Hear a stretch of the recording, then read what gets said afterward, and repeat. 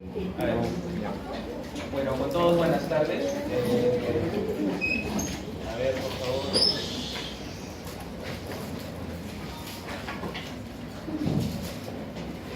Bueno, con todos buenas tardes. Vamos a comenzar el día de hoy con una exposición muy importante y también interesante en relación a la tuberculosis pulmonar.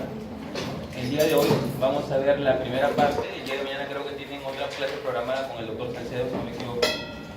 Hoy día vamos a centrarnos en lo que es definición, diagnóstico, y mañana ya verán lo que es el tratamiento, ¿no? Bueno, en primer lugar, la tuberculosis pulmonar es una enfermedad que está desde muchísimos años atrás, diríamos siglos atrás. En el Perú y en el mundo se ha visto en diferentes vestigios, en momias, la presencia de lo que son la llamada tuberculosis vertebral, ¿no? El famoso mal de Koch.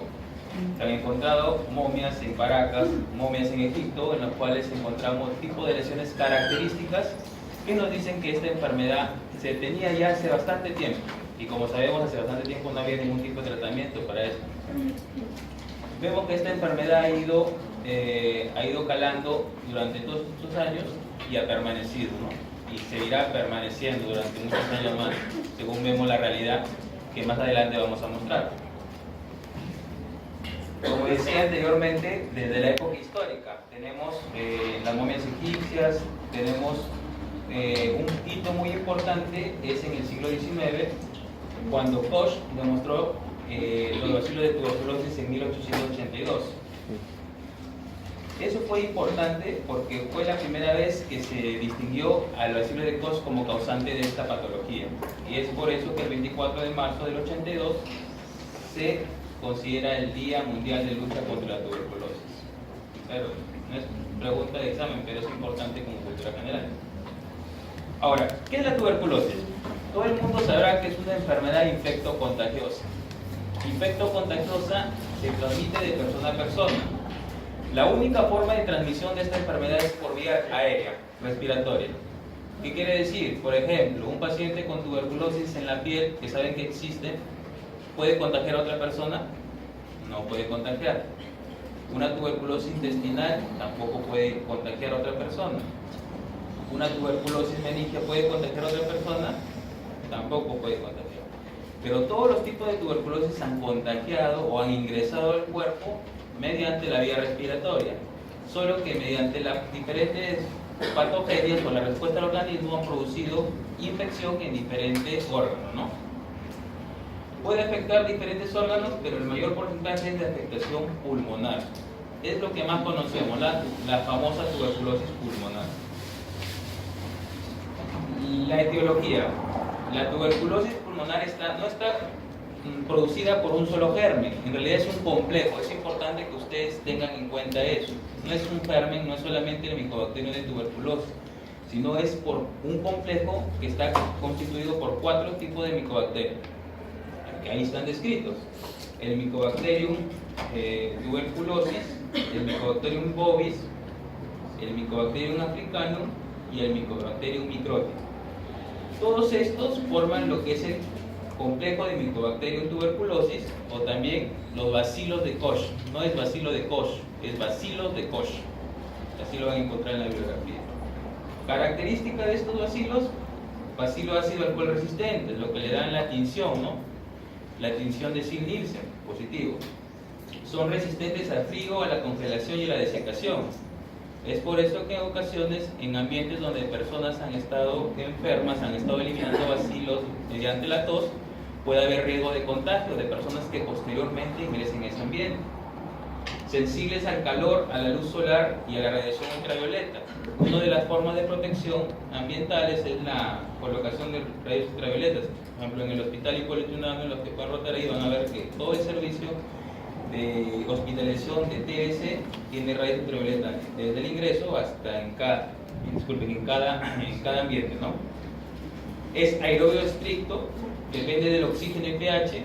Es por eso que la localización principal de la lesión es donde es en lóbulos superiores, ¿no? Comportamiento polivalente según el medio, muy lenta capacidad de división.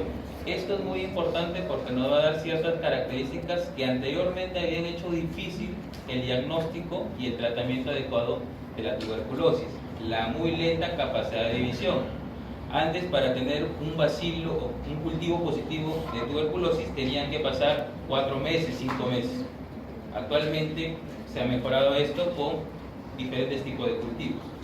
Y hay que diferenciar de los micobacterios ambientales atípicos, como el Mycobacterium avium intracelulare, que son básicamente micobacterios ambientales que vamos a encontrar en las aguas, en el pasto, en la vegetación, que tienen otro tipo de patología, bueno, que posteriormente ustedes lo verán. El complejo Mycobacterium, el 98% de la enfermedad está causado por el Mycobacterium tuberculosis, el otro 2% por los otros 3 componentes del complejo. Eso es importante. Ya hemos hablado de las características y lo que tenemos que resaltar es que es una virulencia variable. No todas las personas que estén en contacto con bacilo de tuberculosis se van a contagiar. Podemos estar en contacto varias personas y de nosotros uno solo se va a contagiar porque depende de la cantidad de germen, de la virulencia del germen. ¿Y cómo se va a dar esta infección? Esto es importante para que puedan entender cómo se produce la infección de la tuberculosis. Primero, ¿es lo mismo infección que enfermedad? No es lo mismo. Y ahora vamos a ver por qué. Primero, se da la infección cuando entra el bacilo por vía respiratoria, vía aérea al alveolo. Partículas menores de 5 micrómetros. Acuérdense, partículas mayores de 5 micrómetros se van a quedar ¿en dónde? En vía aérea superior, en bronquios, y no llegan a nivel alveolar. El bacilo de tuberculosis, ¿cuánto mide? Mide de 2 a 4 micrómetros más aproximadamente. En un primer momento hay una respuesta inicial por los macrófagos alveolares. Va a haber una alveolitis exudativa, una respuesta, se podría decir, una respuesta primaria. A esta respuesta primaria va a dar una diseminación a adenopatías regionales que llaman el famoso complejo de Gaunt, ¿no? Que son calcificaciones a nivel de los ganglios. Y por último, puede haber una diseminación hematógena. Acuérdense, la diseminación hematógena puede ir a cualquier órgano. Tuberculosis puede ir a cualquier órgano donde llegue sangre. Por ejemplo, yo he visto los lugares más raros que he visto tuberculosis en médula espinal. En una resonancia se ve un pequeño granuloma en la médula espinal. El paciente hizo como si hubiera tenido un TBM, ¿no? Un traumatismo medular. Se le dio tratamiento, el paciente recuperó. Tuberculosis en ojos, en mamas, testículo, ano, recto, en todos los lugares donde pueda llegar riego sanguíneo puede sembrarse la tuberculosis y producir enfermedad, ¿no? Acá se va a dar un frenado inicial, se va a dar un control inmune. Cuando hay un control inmune, los bacilos van a ser retenidos y se produce lo que nosotros llamamos la tuberculosis latente. Eso es lo que llamamos la infección tuberculosa. El bacilo se encuentra por nuestro sistema inmune, cuando es adecuado, se encuentra, como se podría decir, dormido, y cuando existen condiciones adecuadas despierta y puede producir la infección nuevamente. Es por eso que la tuberculosis la asocian a trastornos alimenticios cuando no se alimentan adecuadamente. Hay enfermedades que comprometen el sistema inmune, como la diabetes, falla renal crónica, hemodiálisis, neoplasias, uso de corticoides, entre otro tipo de medicamentos que pueden causar disminución de la inmunidad. Y si no hay un control inmune, produce la enfermedad. Por ejemplo, tenemos acá, hay un contacto con el bacilo de tuberculosis, va a haber una infección en el 30% y el 70% no se infecta. Es como les decía, no todos los que van a estar en contacto con el bacilo van a producir infección. Y de este 30% que se infecta, un 5% solamente hacen enfermedad y un 95% toda su vida van a ser portadores, se podría decir. Están infectados pero nunca se van a enfermar. Si hay alteración de la inmunidad, este 5% aumenta a un 40%. ¿Ya? Eso es importante. Y para resumir, este es el cuadro que va a venir en el examen. Traten de estudiarlo, que es bien sencillo entenderlo y lo vamos a explicar a continuación. Ya hemos dicho, gotas menores de 5 micrómetros van a llegar a los alveolos. Penetran la capa mucociliar, inflamación inespecífica alveolar. Hay multiplicación de los bacilos en los macrófagos. Primero hay una diseminación linfangítica y luego una diseminación hematógena. 2 a 10 semanas, 95% van a ser infectados, 5% van a producir enfermedad. En el 95% desarrollan inmunidad celular específica, activan los macrófagos, matan a los bacilos, se curan totalmente. Y de este porcentaje, un 5% posteriormente pueden hacer la enfermedad, pueden reactivar la enfermedad. De las personas que son inmunocomprometidas, de que son el 5% del total, no activan los macrófagos, los bacilos comienzan a multiplicarse en demasía, producen una enfermedad pulmonar primaria, pueden diseminarse, hacer una tuberculosis sistémica o también llamada tuberculosis miliar, ¿no? Y dan la enfermedad, que puede ser progresiva y puede llevar a la muerte del paciente. ¿Okay? Y un paciente con una infección inactiva en cualquier momento puede reactivarse por un trastorno de la inmunidad. ¿Okay? En conclusión, si nosotros vemos solamente a los pacientes que están enfermos con diagnóstico de tuberculosis que toman tratamiento, pues K positivos o tuberculosis extrapulmonar, solamente vemos una porción de todas las personas infectadas. En realidad se considera que la cuarta parte de la población mundial tiene infección por tuberculosis. ¿Okay? Esto ya lo hemos visto. Y esto es lo que les preguntaba, también es una pregunta que le va a poner en el examen, la diferencia entre una infección y un enfermo, ¿no? El infectado tiene el bacilo de tuberculosis, ambos tienen el bacilo de tuberculosis. El PPD es positivo en ambos. Acuérdense, ¿qué es el PPD? El PPD, a veces muchas personas quieren el PPD positivo. Bueno, yo supongo que todos tienen PPD positivo. Es lo habitual en los estudiantes de medicina. Yo ingresé, tenía 15, me acuerdo, cuando ingresé a medicina. El PPD simplemente nos dice que nosotros hemos tenido un contacto con el bacilo y tenemos una memoria inmunológica. ¿Okay? Simplemente nos dice eso. ¿Para qué es importante el PPD? Principalmente es importante si en un primer momento tú tuviste un control negativo y posteriormente viras. ¿No? Viras de negativo o positivo. Quiere decir que has tenido un contacto reciente con el bacilo de tuberculosis. Y es ahí donde existe el riesgo de una enfermedad activa, que está dentro de los primeros 6 meses a 2 años. Es por eso que en varias personas que tienen PPD positivo es que les indican la famosa quimioprofilaxis, ¿no? Que ya lo verán posteriormente, que se hace con isoniazida durante 6 meses. El paciente infectado con tuberculosis tiene BK negativo, cultivo negativo. El enfermo puede tener BK positivo y el cultivo positivo. El infectado puede tener una radiografía normal. El enfermo puede ser sugestivo de tuberculosis. Sin embargo, un 40% de los pacientes con tuberculosis pulmonar tienen radiografía normal. ¿Okay? El infectado no contagia. El que tiene PPD positivo no contagia. El enfermo sí puede contagiar, siempre y cuando sea bacilífero, ¿no? Y el infectado no recibe tratamiento. El enfermo, claro que debe recibir tratamiento, si no la enfermedad avanza. ¿Cómo es la tuberculosis en el mundo? Son cifras que parecen exageradas, pero en realidad en el año 2016 10.4 millones de personas se enfermaron de tuberculosis. 1.7 millones murieron por esta enfermedad. Y el 12% eran VIH positivas que se diagnosticaron. Por eso a todo paciente que se le diagnostica tuberculosis, dentro del esquema, el protocolo que da el Ministerio de Salud, se le debe tomar el VIH, ¿no? Cuando apareció la pandemia del VIH, se incrementaron en gran cantidad los casos de tuberculosis. Son como dos muy buenas amigas que se complementan bastante, ¿no? ¿Cuál es el VIH? ¿Cuáles son las células que son blancos del VIH?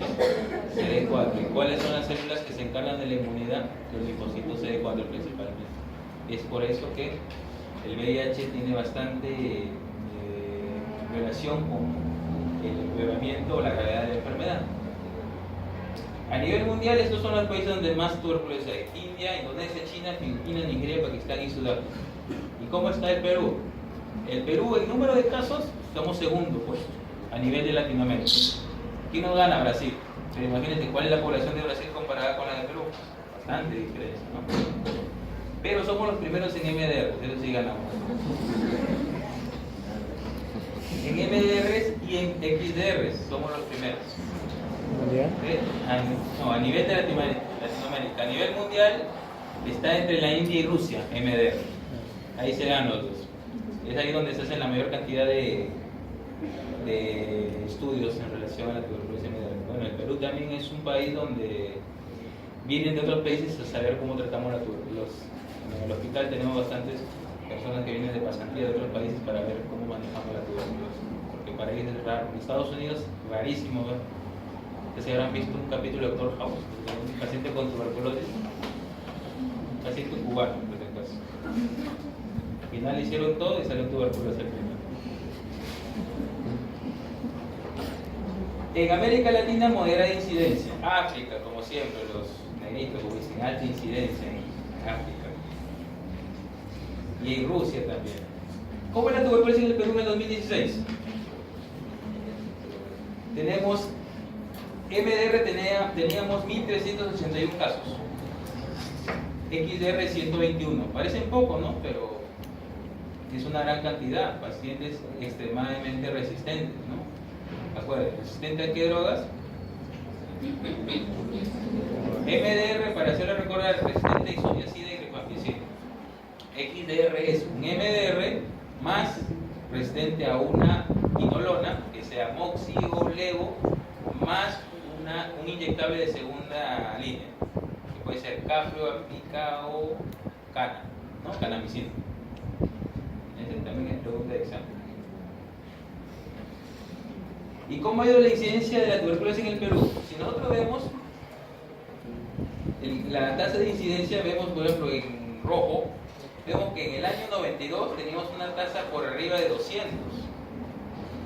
Progresivamente la tasa ha disminuido y ya se ha mantenido aproximadamente entre 91.9 y 87.7 por 100.000 habitantes, ¿no?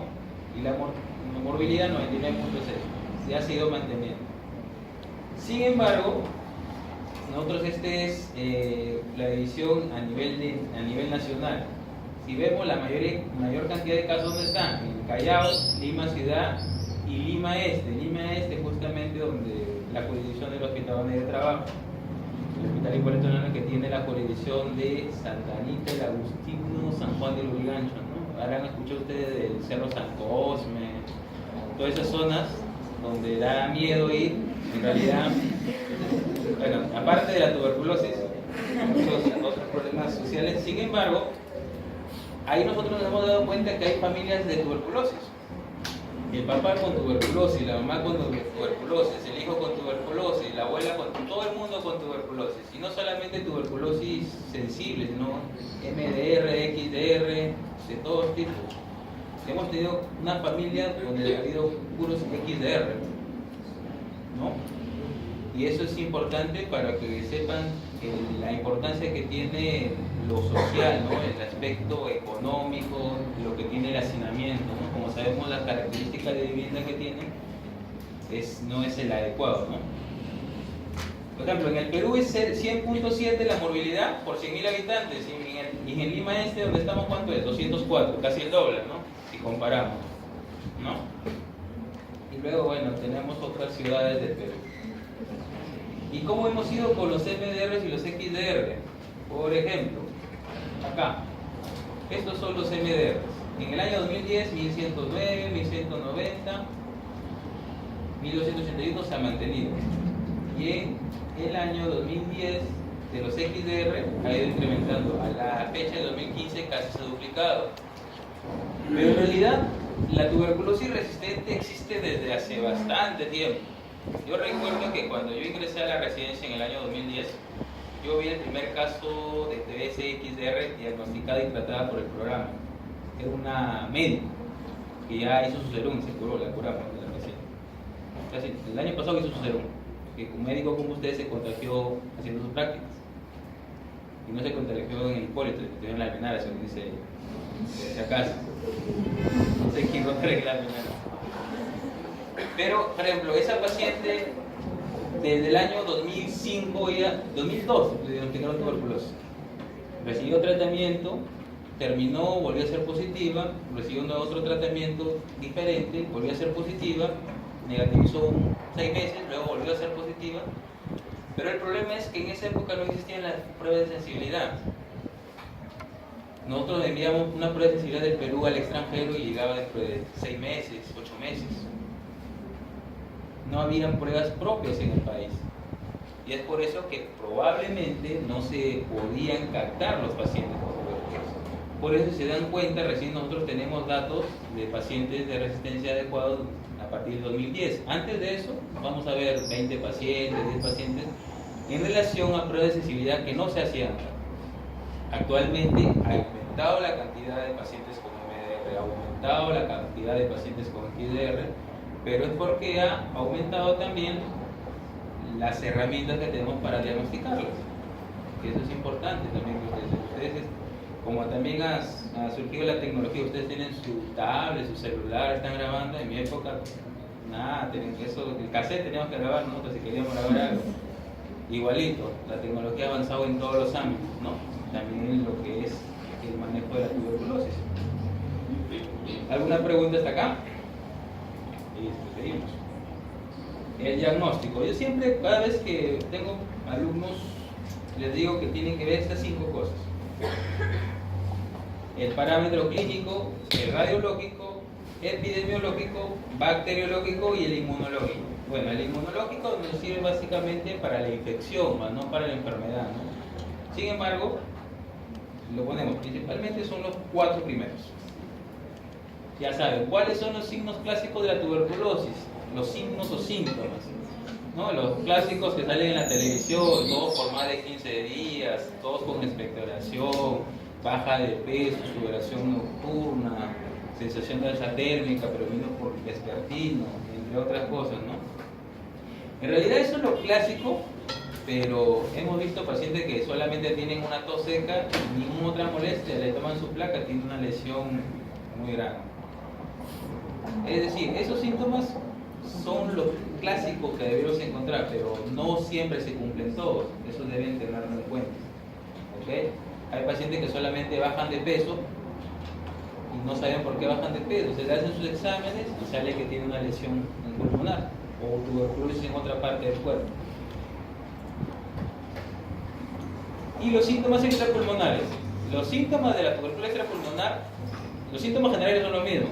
El paciente va a bajar de peso, va a tener fiebre, soledad nocturna, pero depende de la ubicación de la lesión, va a tener síntomas específicos. Por ejemplo, tuberculosis meningia, que va a tener cefalea, signos de hipertensión intracraniana, trastorno del sensorio, convulsiones, entre otras cosas. Tuberculosis de piel, aparte de la baja de peso, eso, ¿qué puede tener?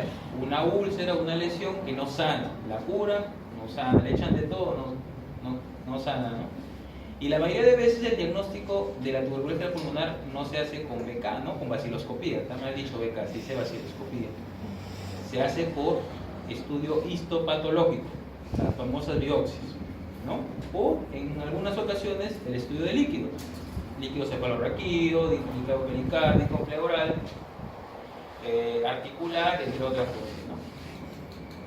Bueno, hoy día nos centramos en la tuberculosis pulmonar. Diagnóstico radiológico.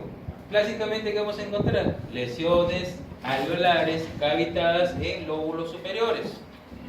Eso es lo principal, ¿no? Sin embargo, cuando el paciente se encuentra inmunocomprometido, la radiografía dice CD4 menos a 300, principalmente se da en bases. Y como les dije, una radiografía normal no es sinónimo de que no tengas tuberculosis. Varias personas dicen, no, mi placa es normal. Acuérdense, la que es la radiografía es un estudio donde solamente que vemos 2 dimensiones. Es como que te tomaran miles de fotos, cientos de fotos y las pegaran en uno solo. Y puedes estar ocultando imágenes. ¿Qué es lo que nos ayuda en otro tipo de imágenes como la tomografía, que nos da 3 dimensiones y nos permiten visualizar? Hay imágenes o hay lesiones que no las podemos ver en la radiografía. Nos podemos ayudar en la radiografía lateral. Sin embargo, hay otro tipo de imágenes que nos pueden ayudar mucho más. Por ejemplo, miren, esto es una tuberculosis miliar, como si alguien hubiera echado arena, y tomográficamente vamos a verla de esta manera, ¿no? Lesiones micronodulares bien finas de 1 a 3 milímetros, y lateral, no respeta nada, está totalmente tomada. Si hay parte del pulmón que no tiene lesión, hay que dudar que sea tuberculosis miliar. No es que tiene todo esto y acá está normal, dudar de tuberculosis miliar, puede ser otra cosa, ¿no? Lesiones que ya son groseras, ¿no? También tenemos, ¿no? Tenemos acá un pulmón totalmente, una lesión grande de todo el pulmón del lado izquierdo. Inclusive vemos una cavidad con un nivel, una cavidad que se ha infectado. ¿Qué es esto? ¿Aquí me dice qué es esto?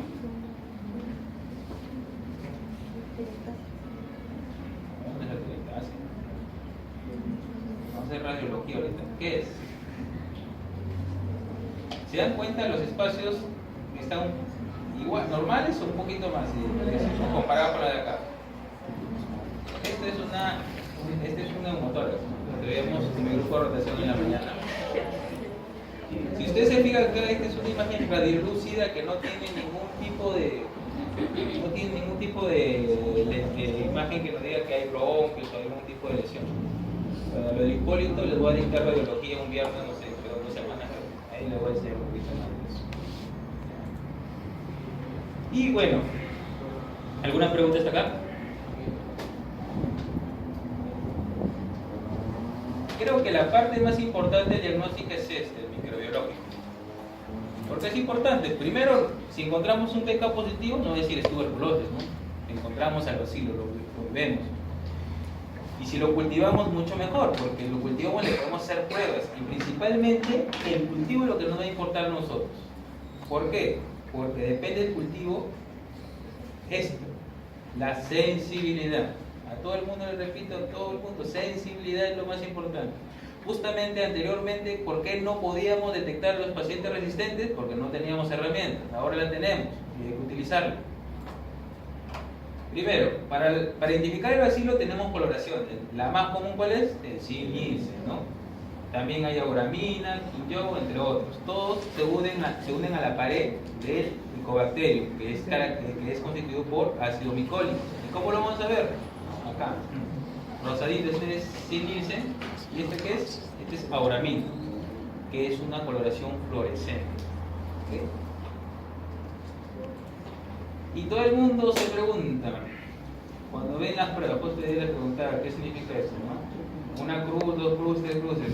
Algunos me responden que 3 cruces es peor, ¿no? Porque el cementerio, ¿no? Más cruces es peor. Sin embargo, la vaciloscopía no nos sirve para determinar gravedad de la enfermedad. ¿Para qué nos sirve? Para determinar qué tanto está contagiando una persona. Es decir, una persona con 3 cruces que dicen que está botando bacilos por montones, ¿no? Una persona con una cruz está botando, pero en menor cantidad. Y hay pacientes paucibacilares que tienen menor cantidad. Cada uno tiene su característica. Por ejemplo, ¿cuándo es una cruz? Cuando la persona ve 100 campos y encuentra menos de un par promedio por campo. Ve 100 campos y en total cuenta 95 bacilos, por ejemplo. Si dividimos 95 entre 100, menos de 1. Un promedio de menos de 1 ya es una cruz. 2 cruces, ve 50 campos y hay de 1 a 10 bacilos promedio. Cuenta los bacilos y los divide entre 50 campos. Si sale entre 1 y 10, son 2 cruces. Y 3 cruces, más de 10 barros. Ven cada lado bacilos por todos lados, ¿no? Pero hay otros gérmenes que son alcohol resistentes, como la nocardia, el rhodococcus y el coccidio, ¿no? Eso también hay que tener cuidado y tiene ciertas características. Ya cuando vean, cada uno tiene sus características de la infección. Los cultivos, el más común es el lobo stengense, aproximadamente actualmente 2 meses, antes era más tiempo, ahora 2 meses. El Ogawa y el agar 7H10, ¿no? Que son otro tipo de agar. Actualmente se está haciendo lo que son los cultivos líquidos, demoran mucho menos tiempo. Como dice acá, 7 a 12 meses, 7 a 12 días, disculpen, el MOX y el MILlet. El MOX lo estaba haciendo el Callao. Lo que es la isla Callao estaba haciendo el MOX.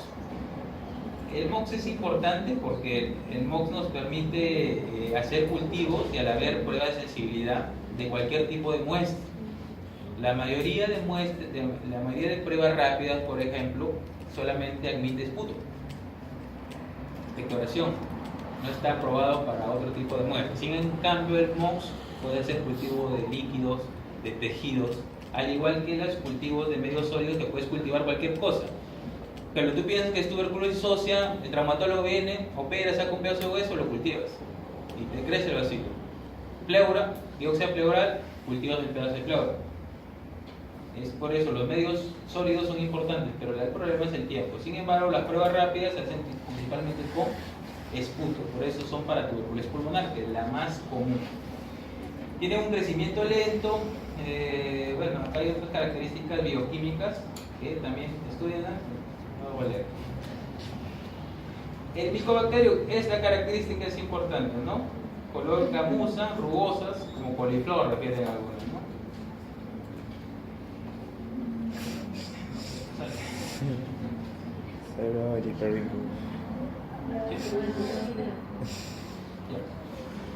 Ya, la prueba de sensibilidad. Esto es lo más importante, creo yo, de todo. La prueba de sensibilidad. Lo que ustedes, actualmente, ¿cuál es la prueba de sensibilidad que más se utiliza? ¿No han escuchado? No, el MOX poco se utiliza en realidad. Como les decía, el único lugar donde tenía era el Callao, ahí no sé dónde otro lugar que tenía. ¿No han escuchado el Genotype? Ahorita, según la norma técnica, las pruebas de sensibilidad que están autorizadas por el Ministerio de Salud son el Genotype, el GRIES, que ya no se usa hace bastante tiempo porque ya lo desplazó el Genotype, y el MOX, ¿no? Por ejemplo, el MOX demora 7 a 10 días, el GRIES 14 a 28 días, el MIGIC 4 a 12 días y el Genotype 3 días, ¿no? Ven la gran diferencia, ¿no? Pero como estamos en el Perú, esos 3 días se tornan en 10 días. ¿No? Sabe muy bien la burocracia, que pasa el papel, que firma el resultado. Más o menos 10 días tenemos resultados. Pero teóricamente son 3 días. Y las pruebas, acuérdense que las pruebas rápidas, ¿para qué medicamentos van a hacer pruebas de sensibilidad? Acuérdense, para el esquema sensible, la base de tratamiento del esquema sensible, ¿cuáles son? Isoniazida y rifampicina. Entonces, ¿qué me interesa saber? Si es resistente a isoniazida y rifampicina. Si es resistente a ambos, ¿qué es? MDR. Es fácil, es la base. ¿Y cuál es la base de tratamiento para los MDR? El inyectable manaquinolona. Por eso, si es resistente a inyectable quinolona, ¿cómo se llama? XDR. Más simple, ¿no? Los XDR, como les decía, esto es para las pruebas rápidas. Las pruebas convencionales sí son para, actualmente en el Perú se hacen para 11 drogas. Vamos a ver una copia de un resultado para que lo vean. Prueba de sensibilidad, el MOX, el GRIES, ¿no? Es por colores, ¿no? Por ejemplo, nosotros tenemos esto. Es el control, quiere decir que el bacilo ha crecido. Simplemente tiene cierta sustancia. Acá le colocan isoniazida y rifampicina. Le ponen el bacilo. Si el bacilo crece, ¿qué va a pasar? Cambia por la sustancia que tiene, se oxida, actúa con nitrógeno y cambia coloración. Si crece el bacilo. Si en este tubito que tiene isoniazida creció el bacilo es resistente o sensible? Resistente, entonces ha cambiado de color. Y lo mismo sucede con la rifampicina. Simplemente por cambio de color. Si no cambiara el color, quiere decir que es sensible porque no ha permitido que crezca el bacilo. Simple como eso, nada más. Y el Genotype es mucho más complejo, pero en realidad esto se basa porque nosotros ya conocemos qué parte del gen del micobacterio produce resistencia a ciertos medicamentos. Entonces, ¿qué se utiliza? Se utiliza como una tira reactiva. ¿Visto la tira reactiva de orina? Algo similar, bueno, más costoso, claro, ¿no? Donde ya se están establecidos ciertos segmentos del gen del micobacterio que se pone en contacto con la muestra. A la muestra se extrae el DNA y por PCR se hace una amplificación de este DNA y se pone en contacto con lo que es la tira de nitrocelulosa, y con esos cambios se puede determinar si existe o no en este DNA de la muestra el gen que produce la resistencia. Simplemente vemos, está ese gen, es resistente; si no está ese gen, no es resistente. Simple como eso. Y se está haciendo principalmente ahora para isoniazida y rifampicina. Sin embargo, ya se está haciendo para tuberculosis MDR, XDR, ¿no? Pero no está aprobado en el país. ¿Ya? Por ejemplo, se está haciendo genotype NTB-DR. Todos estos nombres raros no están acá, pero se hacen para diferentes drogas. ¿Ok? Pero es necesario que conozcan que no solamente se hace para esa droga, se hace para gran cantidad de drogas. Sin embargo, las que sí son validadas, que tienen alta sensibilidad y especificidad por arriba del 99%, es para isoniazida y rifampicina. Conforme se van agregando drogas, la sensibilidad y especificidad va disminuyendo. ¿Ok? Y así viene una prueba de sensibilidad. Por ejemplo, este es para un cultivo convencional, ¿no? Te dicen los medicamentos y te dicen la resistencia. Nada más. Mira, este paciente, resistente a rifampicina, isoniazida, únicamente sensible a cannabicina y a paz. El resto resistente. ¿Qué tipo de tiene? Contra XDR. Paz ya no existe. O sea, tiene cannabicina nomás. No creo que le haga nada. El año 2012. Resistente. MDR, acá muestra que es XDR, ¿no? Resistente a ISO, a RIPA, y a una quinolona, que es la levo que hacemos, y la capromicina. Anteriormente, esto de la levo recién tiene un par de años, porque antes la que se hacía prueba de resistencia a la cipro. Pero acuérdense que a usted le dicen, usted que esté en medicina, su familiar le pregunta, tengo dolor de barriga, ¿qué toma? Cipro. Me duelen los riñones, cipro. La mayoría toma cipro cualquier cosa. Tienen todos cipro, no sé por qué. Y eso ha causado bastante resistencia usada por la utilización inadecuada del ciprofloxacino. Por eso ya no se utiliza dentro del esquema. Antes, la primera línea para MDR era ciprofloxacino. Ahora ya se cambió a una quinolona de una nueva generación, que es la levo. Y por arriba del levo queda el mox. En otros países se usa el fluoxacino, catifloxacino, entre otros, ¿no? Pero en Perú solamente levofloxacino y moxifloxacino. Y por último, algo para conocer: complicaciones. Tenemos la tuberculosis, una enfermedad que destruye el pulmón. Muchas veces dicen destruye el pulmón. Pero hay que tener en cuenta que la lesión que va a quedar el pulmón depende de varios factores. ¿De qué depende? Primero, de la virulencia del germen. Segundo, ¿qué tanto me demoro yo en tomar tratamiento? Es una cosa muy diferente que yo me enfermo, tomo tratamiento al mes, por ejemplo, que recién salen los síntomas. Otra cosa es que pasa 1 año, 2 años, no tomo, o tomo 2 semanas, me siento mejor, dejo y luego tomo nuevamente. Es muy diferente. Y lo otro es la propia característica de la persona. Ustedes cuando se cortan, algunos se cortan, que es una línea chiquitita, ¿no?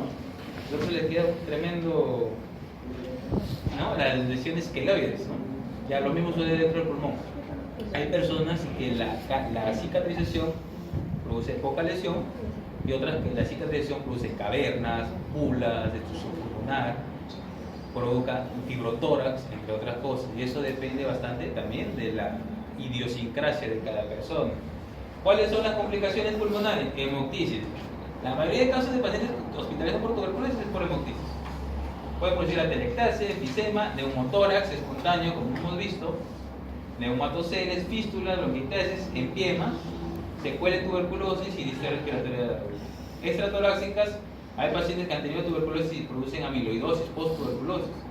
Hace 10 años vienen con edema, proteinuria, le hacen biopsia renal, sale amiloidosis, o biopsia de grasa perumbilical, ¿no? También diagnóstico de amiloidosis.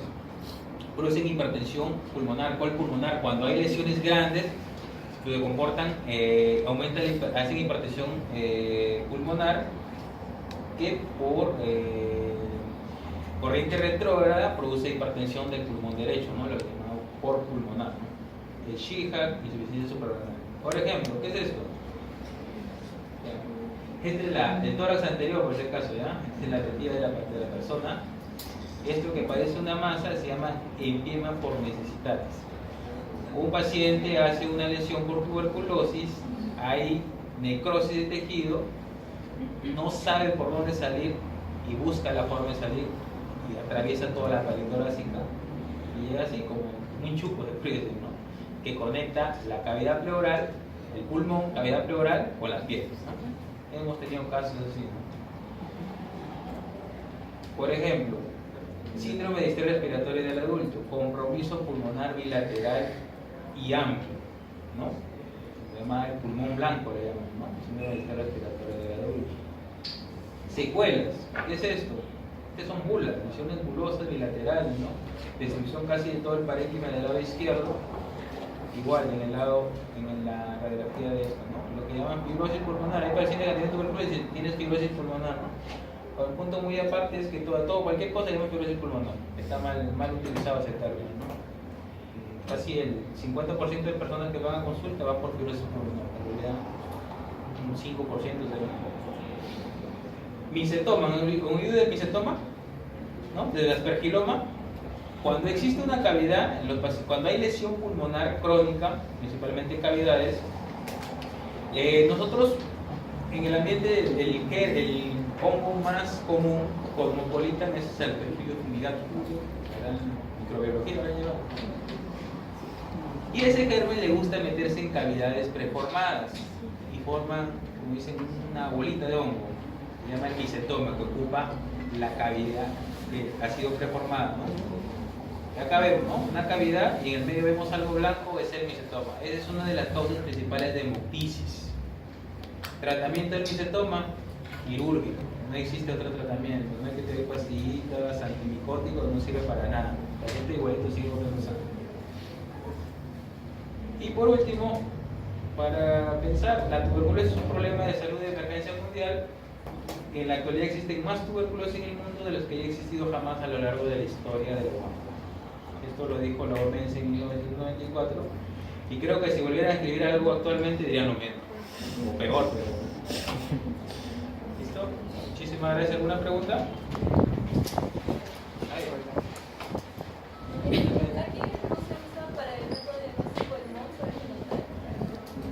Mira, el diagnóstico de tuberculosis lo hacemos por vaciloscopía, clínica, todo lo demás. Pero para ver si es la norma genotype, para el esputo genotype, el MOX lo podemos usar cuando pensamos en una tuberculosis extrapulmonar. Pero lo que más utilizamos en genotype es que cuando nosotros diagnosticamos, claro, mira, si no, ya, vamos a hacer un caso de rapidito. Yo tengo, ¿cómo te llamas, doctor, usted? Brian. Brian le diagnostican tuberculosis. Primera vez.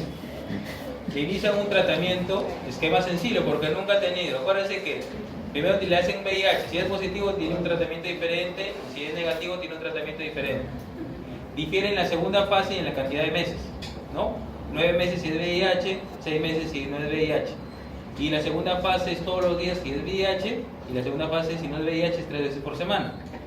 El no VIH. Entonces su tratamiento 6 meses, los 2 primeros meses todos los días, los 4 siguientes meses 3 veces por semana. ¿Qué es lo primero que tengo que pedirle al paciente cuando va a iniciar tratamiento? Una prueba de sensibilidad. Le hacemos salió positivo y le mandamos el prueba de sensibilidad. La prueba de sensibilidad, ¿cuánto demora? Más o menos 10 días. Entonces decimos, Brian, mira, vente en 10 días para ver tu resultado, para ver si eres sensible o resistente. Viene Brian a los 10 días y podemos tener 2 opciones. Le hacemos su genotype. En 10 días sale y Brian es sensible. O sea, ¿sensible a qué? Isoniazid, rifampicina. Sin embargo, no tenemos la prueba de sensibilidad a las otras drogas. Pero en el caso de una tuberculosis, cuando no es sensible a isoniazid, rifampicina nos basta, porque son el núcleo básico. Entonces le decimos, ya Brian, sigue tu tratamiento normal y digo control. Pero imagínate que viene resistente. ¿Qué haces? Le cambias sus medicamentos a un tratamiento MDR. Dice Brian, ya caballero, tienes que comenzar a tomar 18 meses. Los primeros 8 meses va a incluir un inyectable todos los días en la nalga, ¿ya? Y los siguientes meses solamente vía oral, 18 a 24 meses. Pero acuérdate, si yo hago una prueba rápida, solamente a qué drogas tengo yo prueba de sensibilidad, a la ISO y la RIFA. ¿Qué tengo que hacer inmediatamente? Yo le inicio el tratamiento para MDR. ¿Qué tengo que hacer? Sí o sí. Sensibilidad para todas las demás drogas, para ver si, aparte de DMT, XDR.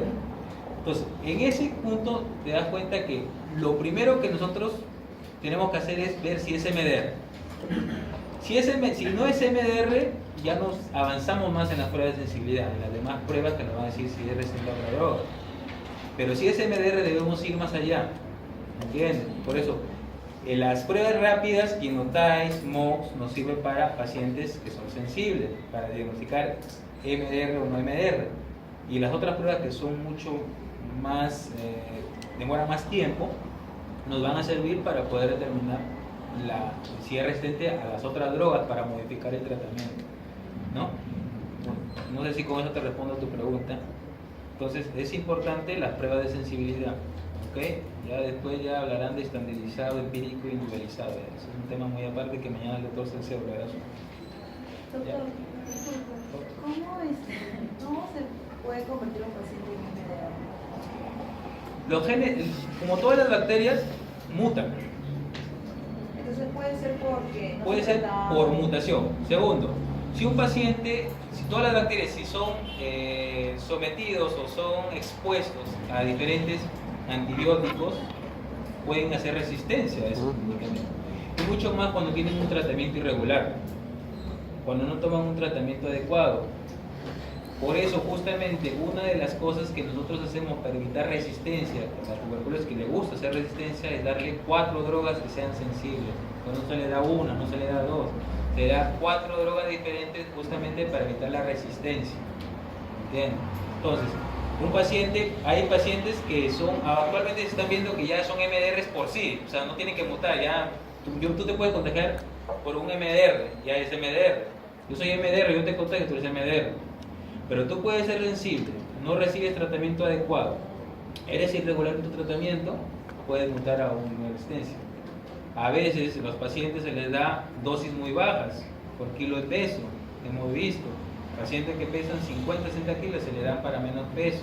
O sea, todo eso hay que tener en cuenta para tener un tratamiento adecuado y evitar justamente la mutación, la resistencia. ¿Ok? ¿Otra duda?